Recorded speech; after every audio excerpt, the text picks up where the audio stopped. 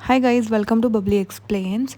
तो मरजान ना काम कर रही होती है और वहीं पर असली आ जाती है। तो असली को देखकर ना मरजान उसकी तरफ देखने लगती है और असली ना मरजान के पास आकर बोलती है कि ये तुम जो मैरिज गेम खेल रही हो इसमें तुमने खुद को कुछ ज़्यादा ही नहीं धकेल लिया और इसमें तुम कुछ ज़्यादा नहीं इन्वॉल्व हो रही और तुम्हें ऐसे नहीं लग रहा कि तुम कुछ ज़्यादा ही इसको मैरिज गेम को सीरियस ले रही हो। मुझे तो यही लग रहा है कि तुम इसमें कुछ ज़्यादा ही खो गई हो और तुम्हें इस चीज़ से बाहर निकलना चाहिए। ये सुनते ही ना मरजान उसकी तरफ देखने लगता है। फिर वो बोलती है कि तुम्हें क्या लगता है कि तुम आतिश को जीत सकती हो ऐसा ये सब करके और ये सब प्रिटेंड करके? बिल्कुल भी नहीं। तुम एक्चुअल में एक फूल हो, तू है फूल, पागल सी। फिर उसके बाद ना वो कुछ नहीं बोलती, वो चुप करके वहाँ पर खड़ी रहती है। फिर ना वो असली वहाँ से एक फ्लावर पॉट उठाती है और फ्लावर पॉट ना नीचे गिरा देती है और बोलती है कि तुम यही डिज़र्व करती हो। और ये देखकर ना मरजान शॉक हो जाती है। अब स्टिल मरजान उसको कुछ भी नहीं बोलती। फिर ना उसके बाद असली सारा कुछ जो कटलरी और प्लेट्स वगैरह थी सारा कुछ नीचे फेंक देती है। यार इसके दो चांटे मारो ना यार, क्या है ये बदतमीज़। फिर मरजान उसको बोलती है कि ये तुम क्या कर रही हो मरजान, तुमने कितने स्टंट किए थे ना जब आतिश को बचाने गई थी, अब भी कोई स्टंट कर, एक लात मार इसके मुंह पे। फिर बोलती कि ओहो देखो तो तुम्हारा कोई भी टेस्ट नहीं है, तुम्हें कोई भी काम नहीं आता और तुम्हें क्या लगता है ये ऐसे चीज़ें रख के तुम बहुत अच्छी लग रही हो। ओ माय गॉड, क्या फ्लावर्स वगैरह रख रखे हैं, आई डोंट लाइक दैट, तुम्हारा तो बिल्कुल भी टेस्ट नहीं है। फिर वो बोलती है कि तुम बहुत गंदी हो और तुम्हें कुछ भी नहीं आता, तुम्हें सजाना ही नहीं आता। और वो टेबल क्लॉथ पकड़ती है और सारा कुछ नीचे फेंक देती है और सारी कटलरी वगैरह जो प्लेट्स वगैरह बेचारी ने इतना टाइम लगाकर सजाया था वो सब कुछ वो नीचे गिर देती है। और ये देख के ना मरजान बहुत ज़्यादा अपसेट हो जाती है। तो ना मरजान फिर उसको बोलती है कि ये तुम क्या कर रही हो। फिर असली को ना बहुत ज़्यादा गुस्सा आया होता है और वो गुस्से में ना मरजान की तरफ देखने लगती है। तो मरजान भी शौकली उसकी तरफ देखने लगती है और फिर से बोलती है कि ये तुम कर क्या रही हो, हाँ क्या कर रही हो। और वो ना स्माइल करने लगती है और ऐसे प्राउडली हो जाती है। फिर वो बोलती है कि इज़न्ट इट ऑब्वियस कि मैं क्या कर रही हूँ और तुम्हें पता नहीं लग रहा क्या मैं क्या कर रही हूँ। मैं तुम्हें बचा रही हूँ कि तुम गेस्ट्स के सामने अपनी इंसल्ट ना करवा लो। ये क्या तुमने फ्लावर्स वगैरह रख रखे थे, हाँ कितना गंदा टेस्ट है तुम्हारा। और मरजाना बहुत ज़्यादा अपसेट हो जाती है। वो बोलती है कि तुम पागल हो क्या। तो इतना सुनते ही ना असली को गुस्सा आ जाता है और वो जल्दी से उसके पास आ जाती है और उसका हाथ पकड़ लेती है। और तभी आतिश आ जाता है पीछे से और आतिश की आवाज़ सुनते ही ना वो रुक जाती है क्योंकि उसने ऑलरेडी उसका हाथ पकड़ रखा होता है मरजान का और उसको धक्का मारने वाली होती है। तभी आतिश आ जाता है और बोलता है कि तुम यहाँ पर क्या कर रही हो, हाँ और ये सब क्या है बताओ मुझे, और ये सब किसने किया। तो वो उसके पास बिल्कुल इससे पास आकर गुस्से में खड़ा हो जाता है। तो वो बोलती है कि कुछ नहीं, मुझे लगता है कि तुम्हारी जो बीवी है ना ये बहुत ज़्यादा क्लम्पसी है, इसने सब कुछ नीचे फेंक दिया। यार गाइस, आई थिंक ना मरजान को खुद के बारे में थोड़ी सी ना साइड लेनी चाहिए। सबको लोग इतना कुछ करते हैं वो फिर भी कुछ नहीं बोलती। फिर ना मरजान उसके बाद बोलती है अपने आप को कि ओ माय गॉड मेरा दिमाग ख़राब हो जाएगा। फिर ना इतना सुनते ही तो आतिश उसकी तरफ देखने लगता है मरजान की तरफ जब मरजान इतना बोलती है और आतिश को समझ आ जाता है कि ये मरजान ने नहीं असली ने किया है। और ना असली वहाँ से फिर चली जाती है और आतिश भी कुछ नहीं कहता उसको। यार उसको बोलना तो चाहिए था ना कि ये क्या कर रही है तू। फिर वो वहाँ से चली जाती है तो वो उसके पास आता है। फिर बोलता है कि तुम सैड मत हो, हम ये दोनों ना साथ में हैंडल कर लेंगे। तो मरजान उसको बोलती है कि नहीं कोई ज़रूरत नहीं है, मैं खुद ब खुद हैंडल कर लूँगी। वो बोलता है कि मैंने तुम्हें पूछा नहीं है, मैं तुमको बता रहा हूँ कि हम दोनों मिलकर हैंडल कर लेंगे, अब नखरे मत करो, चलो हम काम करते हैं। फिर वो बोलती है कि नहीं ज़रूरत मुझे, मैं खुद ब खुद काम कर लूँगी। फिर ना वो फ्लावर उठाता है, आतिश उसकी हेल्प करने लगता है और मरजाना ये सब देखकर बहुत ज़्यादा अपसेट हो जाते हैं, उसकी आंखों में से ना आंसू निकलने लग जाते हैं। फिर आतिश और मरजान दोनों नीचे से कटलरी उठाने लगते हैं और दोनों पास में आ जाते हैं और फिर एक दूसरे को देखने लग जाते हैं और आतिश ना मरजान की हेल्प करने लग जाता है।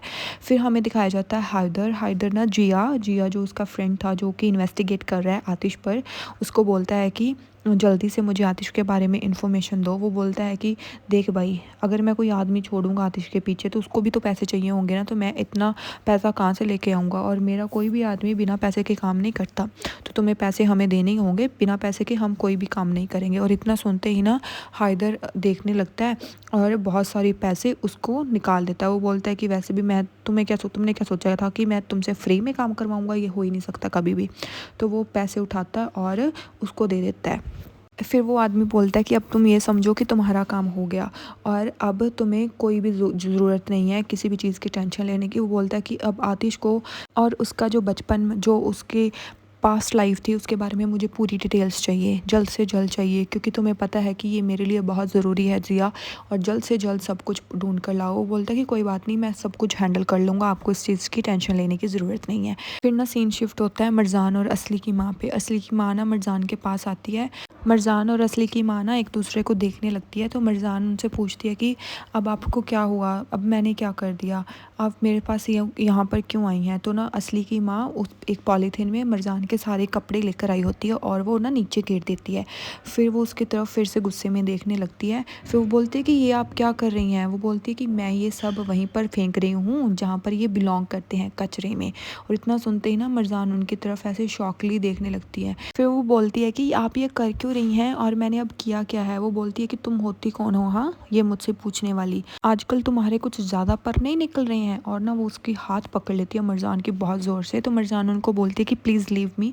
तो वो नहीं छोड़ती और मरजान ना ज़ोर से अपना हाथ छुड़वा लेती है, पर वो फिर से उसका हाथ ऐसे गुस्से में पकड़ लेती है और बोलती है कि नहीं, मैं तुम्हें नहीं छोड़ूंगी। और ये बात हमेशा ध्यान में रखना कि ये तुम जो नाटक कर रही हो ना, ये मेरे सामने नहीं चलेंगे, ये सिर्फ आतिश के सामने चल रहे थे। और मेरी तरफ देखो, तुम्हें क्या लगता है कि तुम इस मेंशन की रानी हो? नहीं, तुम हमारे पैसों पर पल रही हो। तुम्हें पता है ना कि हमने तुम लोगों को ख़रीदा हुआ है, और यहाँ पर जो तुमने इनवाइट किए हैं गेस्ट, वो किससे पूछ के किए? तुम होती कौन हो इस मेंशन की? तुम कोई भी नहीं हो। तो वो बोलती है कि मैंने आतिश से पूछा था और आतिश ने ही मुझे बोला था। वो बोलती है कि तुम बिल्कुल भी इज्जतदार लड़की नहीं हो, तुम घटिया लड़की हो। और ये सब सुन के ना वो बहुत ज़्यादा फील कर जाती है। फिर वो बोलती है कि तुम्हें क्या लगता है कि तुम ऐसे ये कुछ भी करके सेड्यूस कर लोगी आतिश को? क्या तुम खाना बनाकर आतिश को सेड्यूस करने की कोशिश कर रही हो? तुम कभी भी उसको सेड्यूस नहीं कर पाओगी, और मैं ये कभी भी नहीं हो सकती। और तुम्हें क्या लगता है कि आतिश इस जो तुम गेम्स खेल रही हो इसके अंदर जाल में फंस जाएगा? कभी भी नहीं फंसेगा। और मैं जब तक यहाँ पर हूँ, ना तुम ना तुम्हारी माँ यहाँ पर मेंशन में कभी भी ऐसे घूम नहीं सकती। ये मेरी मर्ज़ी है, मेरी मर्ज़ी के बिना तुम कुछ भी नहीं कर पाओगी। ये प्लेस अब मेरा है, अब ये तुम्हारा नहीं है। तुम हमारे ख़रीदे हुए लोग हो, और जैसे हम चाहें तुम लोगों को वैसे हम चला सकते हैं। समझ आई? और आगे से बदतमीज़ी करने के बारे में ना तो सोचना भी मत। और ये जो तुम मैरिज गेम में कुछ ज़्यादा ही घुस चुकी हो ना, इससे बाहर निकल आओ। ये सिर्फ तुम्हारे लिए एक गेम है। और इतना सुनते ही ना उसकी आंखों में से फिर से आंसू निकलने लग जाते हैं। यार इस बेचारी को कितना तंग करते हैं ना। फिर बोलती है कि तुम सिर्फ एक अमीर आदमी के ऊपर गिर रही हो ताकि तुम्हारे पास पैसा आ जाए। और वो बोलती है कि ये आप क्या कह रही हैं? वो बोलती है मैं सच बोल रही हूँ। तुम इसीलिए आतिश के आगे पीछे घूम रही हो ताकि तुम्हें पैसा मिल सके। क्यों, मैं गलत कह रही हूँ? मैं बिल्कुल सही कह रही हूँ, तुम ऐसी ही हो। और तुम इसीलिए आतिश को सेड्यूस करने की कोशिश कर रही हो सिर्फ पैसों के लिए। और मैं तुम्हें क्या जानती नहीं? मुझे सब पता है तुम्हारी जैसी लड़कियों के बारे में। और अब मैं बिल्कुल भी चुप नहीं रहूँगी। और मरजाना फिर से बहुत ज़्यादा अपसेट हो जाती है। फिर वो बोलती है कि और तुम्हें क्या लगता है कि ये तुम फ़ोटो पर डिपेंड रहोगी? और तुम्हें क्या लगा कि आतिश ने अगर तुम्हें फैमिली फ़ोटो में इन्वॉल्व कर लिया तो तुम अब उसकी बीवी बन गई? बिल्कुल भी नहीं। और तुम्हें क्या लगता है कि इस फ़ोटो में जैसे तुम एक दूसरे को देख रहे हो वो हमेशा तुम्हें ऐसे ही देखेगा?